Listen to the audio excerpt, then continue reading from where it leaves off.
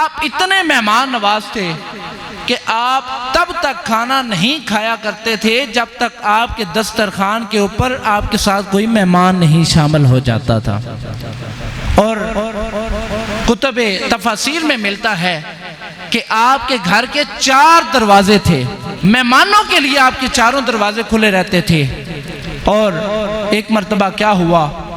کہ آپ چونکہ اپنا کھانا کھانے سے پہلے کئی میلوں سفر کرتے تھے اور مہمان کو تلاش کر کے لاتے تھے اور اپنے ساتھ دسترخوان پہ بٹھایا کرتے تھے۔ ایک مرتبہ آپ نکلتے ہیں تو رستے میں آپ کو ایک مشرک نظر آ جاتا ہے، ایک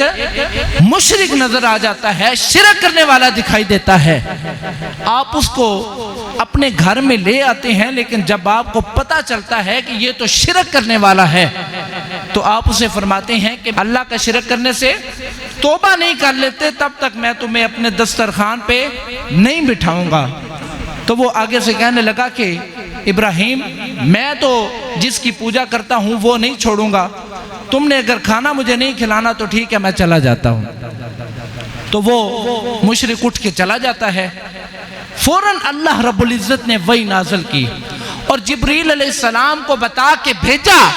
اور کہا کہ میرے ابراہیم کو جا کے کہو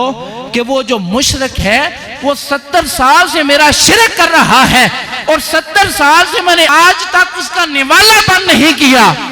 تو جب میں نے 70 سال تک اس کو رزق عطا کیا ہے تو تو ایک دن اس کو رزق نہیں دے سکتا۔ فوراً جا، اللہ نے پیغام بھیجا کہ اے میرے پیارے ابراہیم فوراً جائیں اور اس کو بلا کے لائیں اور اس کو کھانا کھلائیں اور اس سے معذرت بھی کریں۔ تو حضرت ابراہیم علیہ السلام وہاں سے نکلتے ہیں اور تیزی تیزی کے ساتھ اس مشرک کے پیچھے جاتے ہیں اور جا کے جب اس کو ڈھونڈ لیتے ہیں تو اس کو کہتے ہیں کہ مجھے معاف کر دو اور فوراً میرے ساتھ چلو اور میرے دسترخوان کے اوپر کھانا کھاؤ۔ تو وہ مشرک بڑا حیران ہوا،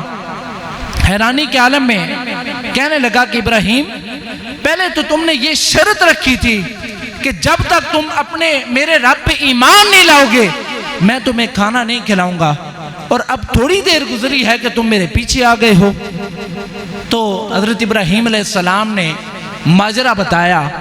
کہ میں نے تمہیں ادھر سے بھیجا، ادھر سے اللہ کا پیغام آیا، اللہ نے فرمایا کہ میں 70 سال سے اس کو رزق دے رہا ہوں، تو ایک لمحے کے لیے اس کو رزق سے محروم کر رہا ہے، تو مجھے اللہ نے بھیجا ہے اور میں آج تمہیں لینے آ گیا ہوں، لہٰذا میرے ساتھ چلو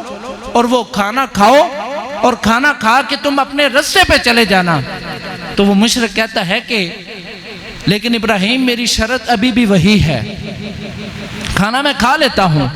لیکن میں تیرے رب پہ ایمان نہیں لاؤں گا۔ تو ابراہیم علیہ السلام نے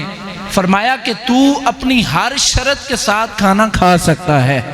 تو میرے رب پہ بے شک ایمان نہ لے کے آنا، کیونکہ میرے رب نے فرمایا ہے کہ وہ